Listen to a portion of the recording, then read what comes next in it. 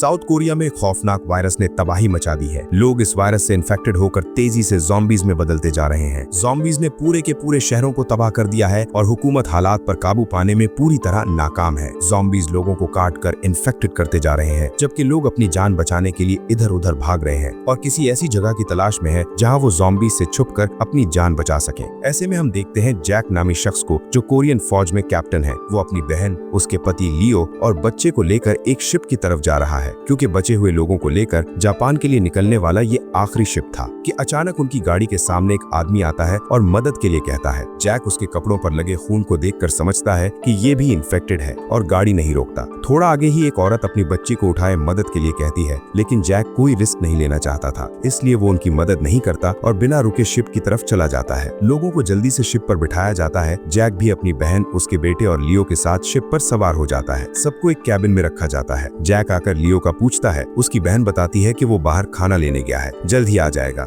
इतने में एक सिपाही आकर जैक को बताता है कि शिप को हांगकांग की तरफ मोड़ दिया गया है। ये सुनकर जैक मामले का पता करने फौरन कैप्टन के पास जाता है। इतने में हम कैबिन में मौजूद एक आदमी को देखते हैं जो इन्फेक्टेड हो चुका है, लेकिन किसी का भी इस पर ध्यान नहीं जाता। इसी दौरान बच्चे का गेंद जिससे वो खेल रहा होता है इन्फेक्टेड आदमी के पास चला जाता है। जैसे ही वो बच्चा अपनी बॉल लेने जाता है, वो इन्फेक्टेड आदमी पूरी तरह ज़ॉम्बी में तब्दील हो जाता है और कैबिन में मौजूद लोगों पर हमला करने लगता है। एक सिपाही भागता हुआ जैक के पास आकर बताता है कि कैबिन में ज़ॉम्बी ने सब पर हमला कर दिया है। ये सुनते ही जैक अपनी बहन और उसके बच्चे को बचाने के लिए भागता है। इतने में लियो भी वापस आ जाता है। जैक को हर जगह खून दिखाई देता है। अचानक एक ज़ॉम्बी उस पर हमला करता है। जैक अपनी पिस्तौल से उस पर गोलियां चलाता है। उसे निपटाने के बाद जैसे ही जैक कैबिन में पहुंचता है तो देखता है कि सब लोग इन्फेक्टेड हो चुके थे और उसकी बहन का बेटा भी इन्फेक्टेड हो चुका था। ये सब देखकर जैक को बहुत दुख होता है। वो अपनी बहन को वहां से चलने को कहता है, लेकिन वो अपने बेटे के बगैर जाने से इनकार कर देती है। वहां मौजूद ज़ॉम्बीज जैक पर अटैक करने लगते हैं। जैक उनका मुकाबला करते हुए कैबिन से निकल जाता है। लियो अपनी बीवी को बचाने के लिए अंदर जाने की कोशिश करता है, लेकिन जैक उसे रोक लेता है क्योंकि वो जानता है अब बहुत देर हो चुकी थी। दोनों को इस बात पर बहुत दुख होता है और फिर कहानी चंद साल आगे जाती है, जहाँ जैक और लियो हांगकांग में गुर्बत की जिंदगी गुजार रहे होते हैं और वो अपनी जिंदगी से बिल्कुल भी खुश नहीं होते। वहाँ के लोग इन्हें इन्फेक्टेड कहकर इनसे दूर हो जाते हैं और रेस्टोरेंट भी इन्हें खाना देने से इनकार कर देते हैं, जिस पर जैक को बहुत गुस्सा आता है। फिर हम देखते हैं कि कुछ गुंडे जैक के कमरे में आते हैं और जैक उनकी बैंड बजाने लगता है। इतने में उन गुंडों में से एक कहता है कि हम यहाँ लड़ने नहीं आए, हमारे बॉस तुमसे मिलना चाहते हैं। जैक उनकी बात मानकर उनके साथ चला जाता है। वहाँ जैक को लियो दिखाई देता है, जो पहले से वहाँ मौजूद होता है। जैक उससे कहता है, तुम्हें यहाँ नहीं होना चाहिए, मेरे साथ घर वापस चलो। लेकिन लियो जैक की कोई बात नहीं सुनता, क्योंकि लियो अब भी अपनी बीवी और बच्चे के लिए जैक को जिम्मेदार समझता है। इतने में उस गैंग का बॉस वहाँ आता है और कहता है कि पेनिनसुला को ज़ॉम्बीज ने हर तरफ से घेरा हुआ है, लेकिन मेरी एक बहुत ही कीमती चीज, डॉलरों से भरा हुआ ट्रक वहाँ फंसा हुआ है और ज़ॉम्बीज को इन डॉलर्स या जेवरात से कुछ लेना देना नहीं। मैं चाहता हूँ तुम लोग वहाँ से ये ट्रक निकाल लाओ। जैक जवाब देता है, ये नामुमकिन है। आसपास के तमाम देश और फौजी वहाँ आने जाने वाली हर चीज पर नजर रखते हैं। अगर वहाँ चले भी गए तो वापस आना मुमकिन नहीं होगा। बॉस कहता है, तुम्हें उनकी फिक्र करने की कोई जरूरत नहीं, हमने उनकी जेबें गर्म कर दी हैं और ज़ॉम्बीज रात में कुछ देख नहीं सकते। तो अब अगर तुम इस ट्रक को ले आते हो तो 20 मिलियन डॉलर्स में से आधे तुम लोगों के। बॉस कहता है कि जरा सोचो, तुम नहीं जानते यहाँ की गवर्नमेंट तुम्हें कब यहाँ से निकाल फेंके और कब तक तुम ये गुमनामी की जिंदगी गुजारोगे। अपनी किस्मत बदलने का ये बेहतरीन मौका है। फिर बॉस उन्हें उस जगह की लोकेशन दिखाता है जहाँ वो ट्रक मौजूद है। फिर उसके लोग उन्हें एक टीम बनाकर एक शिप के जरिए पेनिनसुला पहुंचा देते हैं और साथ में उन्हें एक वायरलेस फोन देकर बताया जाता है कि जब तुम ट्रक को ले आओ तो हमें खबर देना, हम तुम्हें वहाँ से निकाल लेंगे। लेकिन याद रहे कि हम सिर्फ 3 दिन तक तुम्हारा इंतजार करेंगे और फिर लौट जाएंगे। वो चारों एक छोटी कश्ती के जरिए शहर में दाखिल होते हैं। उनमें मौजूद खातून बताती है कि तबाह होने से पहले वो इस शहर में टैक्सी चलाती थी, उसे यहाँ के रास्तों का पता है। फिर वो वहाँ से एक गाड़ी में बैठते हैं और ट्रक की तलाश शुरू करते हैं। शहर पूरी तरह खंडर में तब्दील हो चुका है। एक पुल पर से गुजरते उन्हें वहाँ एक ट्रक नजर आता है। जैक जाकर उस ट्रक को देखता है, लेकिन उसका नंबर उस ट्रक से मैच नहीं करता जिसकी उनको तलाश होती है। जैक को एक आवाज सुनाई देती है। वो करीब जाकर देखता है तो टर्मिनल के अंदर बहुत सारे ज़ॉम्बीज फंसे होते हैं। वो लोग जल्दी वहाँ से निकल जाते हैं और कुछ देर मजीद तलाश करने के बाद उन्हें एक और ट्रक दिखाई देता है। लियो कहता है कि हम सब एक टीम है, इसलिए सब साथ बाहर जाएंगे, लेकिन वो इस बात से बेखबर है कि उन पर नजर रखी जा रही है। लियो कहता है, हमारी किस्मत खुल गई, ये वही ट्रक है। वो उसे खोलकर देखते हैं तो उसमें डॉलर्स से भरे बैग रखे होते हैं। जैक कहता है अब जल्दी यहाँ से निकलो। लियो कहता है इस ट्रक ड्राइवर की लाश की हालत तो देखो। जैसे ही लियो उसे बाहर निकालने लगता है तो वो ज़ॉम्बी जाग जाता है और लियो पर हमला करता है। इसी दौरान लियो से ट्रक का हॉर्न दब जाता है और शोर की वजह से ज़ॉम्बीज को उनकी लोकेशन का पता चल जाता है। जैक गोली चलाता है और लियो से पूछता है क्या तुम ठीक हो, चलो अब जल्दी करो। गाड़ी में बैठी औरत को कुछ महसूस होता है। वो गौर से देखती है तो सामने वाली गाड़ी के पीछे से बहुत सारे ज़ॉम्बीज उनकी तरफ दौड़ कर आ रहे थे। जैक बाकी लोगों से कहता है जल्दी ट्रक में बैठो, मैं उन्हें रोकता हूँ। गोलियों के शोर और गाड़ियों के हॉर्न की वजह से और ज्यादा ज़ॉम्बीज उनकी तरफ आने लगते हैं। जैक उनका मुकाबला करते हुए ट्रक में सवार हो जाता है और वो सब वहाँ से निकल जाते हैं। लियो कहता है अब हम अमीर होने वाले हैं। औरत कहती है मैं तो सबसे पहले प्राइवेट जहाज खरीदूंगी। ट्रक का ड्राइवर जैक से कहता है कि ये कितना आसान था, अब हम जल्दी वापस अपने घर पहुंच जाएंगे और फिर मजे करेंगे। अचानक उन पर कोई फ्लेयर गन से फायर करता है। वो सब हैरान हो जाते हैं कि ये सब क्या हो रहा है। फ्लेयर गन से निकलने वाली रोशनी से ज़ॉम्बीज को जैक और उसके साथियों की लोकेशन का पता चल जाता है और वो तेजी से उन पर हमला करने के लिए दौड़ते हैं। जैक उनसे चलते रहने को कहता है। आगे खड़ी गाड़ियों की वजह से उनकी कार टकराकर उलट जाती है और ट्रक अपनी ही कार से टकरा जाता है। इस एक्सीडेंट की वजह से औरत मौके पर मर जाती है और बाकी लोग शदीद जख्मी होते हैं। उन पर फिर से फ्लेयर गन चलाई जाती है, जिसके बाद ज़ॉम्बीज वहां पहुंचकर लियो और उसके साथी पर हमला करते हैं। लियो ट्रक में छुप जाता है और जैक मुकाबला करता है। वो जख्मी है। इतने में एक लड़की जिसका नाम जोनी है वहाँ आती है और जैक से कहती है क्या तुम्हें मदद चाहिए। वो जैक को गाड़ी में बिठाती है। उस गाड़ी में जूनी के साथ एक छोटी बच्ची भी है जिसका नाम यूजिन है, जो जैक से कहती है कि तुम डरे हुए लग रहे हो। हम देखते हैं कि जूनी न सिर्फ गाड़ी चलाने में माहिर है बल्कि वहाँ के रास्तों से भी वाकिफ है, जैसे वो वहीं की रहने वाली हो और उसे ज़ॉम्बीज की कोई परवाह नहीं। एक पुल के नीचे वो फंस जाते हैं क्योंकि वहाँ मौजूद बहुत सारे ज़ॉम्बीज की वजह से गुजरना मुश्किल था। यूजिन अपनी खिलौना गाड़ी निकालती है जिस पर लगी लाइट्स और म्यूजिक से वो वहाँ मौजूद ज़ॉम्बीज को वहाँ से निकालकर रास्ता साफ करती है और वहाँ से निकल जाते हैं। दूसरी तरफ डॉलर्स वाले ट्रक के पास मौजूद ज़ॉम्बीज को वहाँ से हटाया जाता है और फिर कुछ गाड़ियाँ वहाँ आती हैं, जिनमें से कुछ लुटेरे बाहर निकलते हैं और सार्जेंट से कहते हैं कि यहाँ एक इन्फेक्टेड आदमी है, वो मदद के लिए कह रहा है। सार्जेंट मदद नहीं करता और उसे जान से मार देता है और ट्रक को लेकर वहाँ से चले जाते हैं। इधर जूनी जैक को लेकर अपने ठिकाने पर पहुँचती है जहाँ वो अपने दादा और माँ के साथ रहती है। उनके दादा हर वक्त एक आर्मी ऑफिसर की तरह बिहेव करते हैं। वो पूछते हैं क्या तुम मेरी बैटरीज ले आए, मुझे कमांडर से राब्ता करना है, वो जल्दी हमें बचाने के लिए मदद भेजेंगे। लेकिन वो लड़कियां कभी उनकी बातों को सीरियस नहीं लेती क्योंकि वो जानती हैं यहाँ कोई मदद नहीं आने वाली। फिर उनकी माँ वहाँ आती है और अपने पिता के बार बार शोर मचाने पर वो उन्हें बैटरीज दे देती है। जैक को याद आता है कि ये वही औरत है जिसने जैक से मदद मांगी थी, लेकिन खुशकिस्मती से वो औरत जैक को नहीं पहचानती। जैक कहता है तो क्या लोग यहाँ पर अभी भी जिंदा हैं? उनकी माँ पूछती है क्या तुम यूनिट 631 के साथ हो? जैक कहता है कि मैं नहीं जानता ये 631 क्या है, मैं एक बोट के जरिए हांगकांग से यहाँ आया हूँ। वो कहती है कि 4 साल से हमें बचाने यहाँ कोई नहीं आया और तुम पैसों की खातिर यहाँ मरने आ गए, और तुम्हारे बाकी लोगों का क्या हुआ?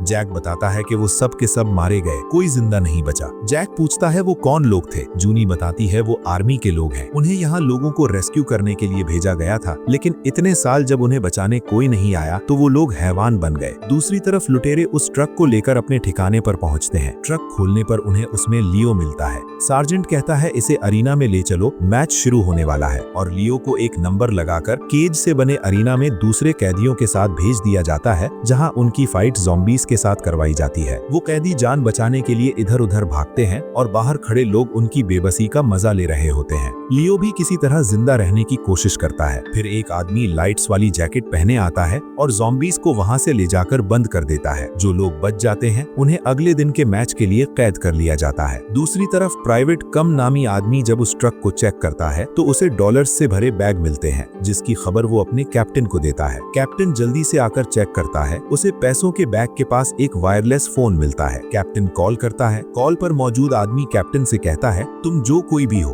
ट्रक को पोर्ट पर ले आओ, आधा पैसा तुम्हारा। कैप्टन पूछता है क्या हम यहाँ से निकल सकते हैं? वो आदमी कहता है हाँ बिल्कुल, बस इस ट्रक को किसी तरह हमारे पास ले आओ। दूसरी तरफ लड़कियों की माँ जैक से कहती है कि वो जानती है उन लुटेरों के ठिकाने में घुसकर ट्रक कैसे निकालना है, उसके बाद हम सीधा पोर्ट पर जाएंगे और फिर यहाँ से निकल जाएंगे। जैक कहता है तुम्हें लगता है कि तुम इन 2 लड़कियों के साथ उन सिपाहियों को शिकस्त दे सकती हो? वो कहती है कि हमारे पास और कोई ऑप्शन नहीं। जैक जूनी से पूछता है कि तुमने मुझे क्यों बचाया? लड़की कहती कहती है कि मैंने नहीं, इस बच्ची ने तुम्हें बचाया। फिर वो छोटी बच्ची जैक से कहती है कि मेरे पापा कहते थे हमें कमजोरों की मदद करनी चाहिए और तुम मुझे उस वक्त कमजोर लग रहे थे। जैक को अब अपनी हरकत पर पछतावा होने लगता है और वो जाकर उनकी माँ को बताता है कि हम पहले मिल चुके हैं। एक बार तुमने मुझसे मदद मांगी थी लेकिन मैंने उस वक्त तुम्हारी मदद नहीं की। वो जवाब देती है कि उस दिन 31 गाड़ियां हमारे पास से गुजरी लेकिन किसी ने भी हमारी मदद नहीं की और तुम अब मेरी बच्चियों के कर्जदार हो। फिर रात होते ही वो सब अपने मिशन पर निकल पड़ते हैं। लुटेरों के ठिकाने पर पहुंचकर लड़कियों की माँ उनसे कहती है कि अगर मैं सूरज निकलने से पहले वापस ना आई तो तुम लोग घर वापस चले जाना।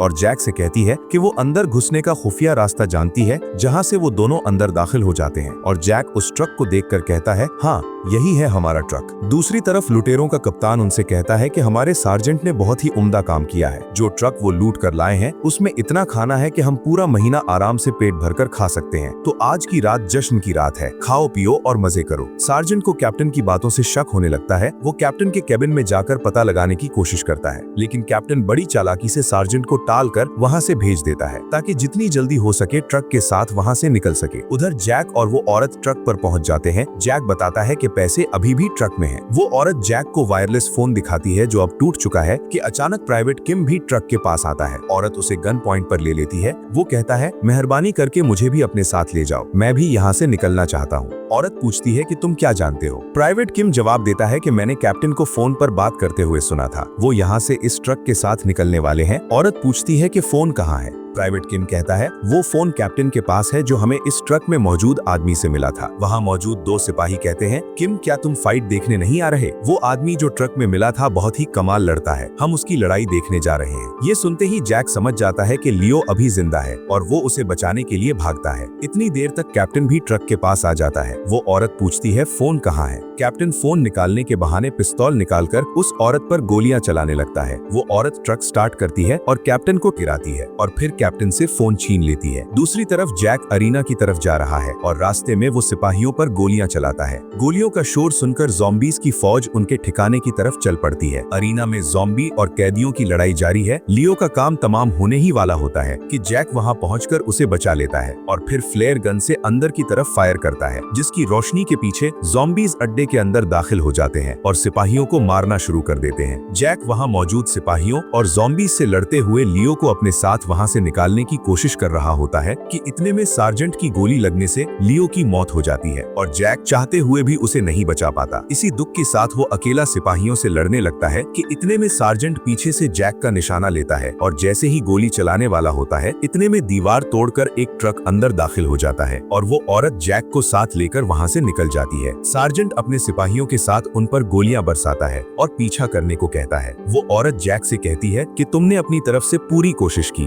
खुद पर इसका इल्जाम मत दो। उधर ज़ॉम्बीज़ ने उस ठिकाने पर हमला कर दिया है। कैप्टन भी अपनी गाड़ी में बैठकर वहां से निकल जाता है और सार्जेंट भी अपने सिपाहियों के साथ ट्रक का पीछा करने चल पड़ता है। वो औरत जैसे ही बाहर निकलती है तो सामने ज़ॉम्बीज़ की फौज मौजूद है जो उनके ट्रक को घेर लेती है। जैक बहुत कोशिश करता है लेकिन निकलना नामुमकिन हो जाता है। फिर अचानक वो लड़कियां अपनी माँ की मदद को पहुंच जाती हैं और अपनी गाड़ी की रोशनी से ज़ॉम्बीज़ का ध्यान अपनी तरफ खींच लेती हैं। फिर दादाजी बड़ी चालाकी से पटाखों की रोशनी दूसरी तरफ फेंक कर अपना रास्ता साफ करवा लेते हैं। यूजिन अपनी माँ से कहती है कि हमने बहुत आसानी से उनको उल्लू बना दिया कि अचानक उन पर फ्लेयर गन से फायर होता है। जैक पीछे देखता है तो सार्जेंट अपनी फौज के साथ उनका पीछा कर रहा होता है। सार्जेंट कहता है कि किसी सूरत ये बचकर नहीं जाने चाहिए। काफी दूर तक पीछा करने के बाद जब सार्जेंट की फौज का काफी नुकसान हो जाता है तो सार्जेंट कहता है कि लाइट्स ऑन कर दो जिससे ज़ॉम्बीज़ उन पर हमला करके उनका काम तमाम कर दें। और फिर ट्रक के पीछे वाली गाड़ियों पर लगी लाइट्स ऑन कर दी जाती हैं और इन लाइट्स की रोशनी बहुत तेज होती है जो ज़ॉम्बीज़ को खींचने के लिए काफी थी और फिर ज़ॉम्बीज़ चारों तरफ से उन पर टूट पड़ते हैं। जैक समझ जाता है अगर ये लाइट्स बंद ना हुई तो हमारा बचना नामुमकिन है। वो जल्दी से उन लाइट्स का निशाना लेना शुरू करता है। सिपाही उन पर लगातार हमले करते रहते हैं। सार्जेंट पुल पर लाइट मारने का कहता है ताकि वहाँ मौजूद ज़ॉम्बीज़ को इकट्ठा करके रास्ता बंद किया जा सके, लेकिन अपनी पूरी कोशिश करते हुए वो औरत ट्रक को निकालने में कामयाब हो जाती है। कुछ आगे जाकर जैक ट्रक आहिस्ता रास्ता करने को कहता है और फिर टर्मिनल के शीशों पर गोलियां चलाता है, जिससे शीशा टूटने लगता है। और जैसे ही सार्जेंट की गाड़ी वहां पहुंचती है तो ज़ॉम्बीज की फौज उन पर हमला कर देती है और उनका काम भी तमाम हो जाता है। फिर वो औरत जैक को फोन देकर कहती है कि हम बस पहुंचने ही वाले हैं, तुम उनसे राब्ता करो। जैक फोन पर बताता है हम 15 मिनट में पोर्ट पर पहुंचने वाले हैं। अब हल्की हल्की सुबह हो रही है। यूजिन जूनी से कहती है क्या वो शिप है, अब हम यहाँ से निकल जाएंगे। कि इतने में एक गाड़ी आकर उनसे टकराती है और हम देखते हैं कि कैप्टन जख्मी जूनी को गन पॉइंट पर लेकर बाकी सबसे हथियार डालने को कहता है। यूजिन बड़ी होशियारी से अपने खिलौना गाड़ी को कैप्टन की तरफ भेजती है, जिससे उसका ध्यान भटक जाता है और जूनी खुद को बचा लेती है।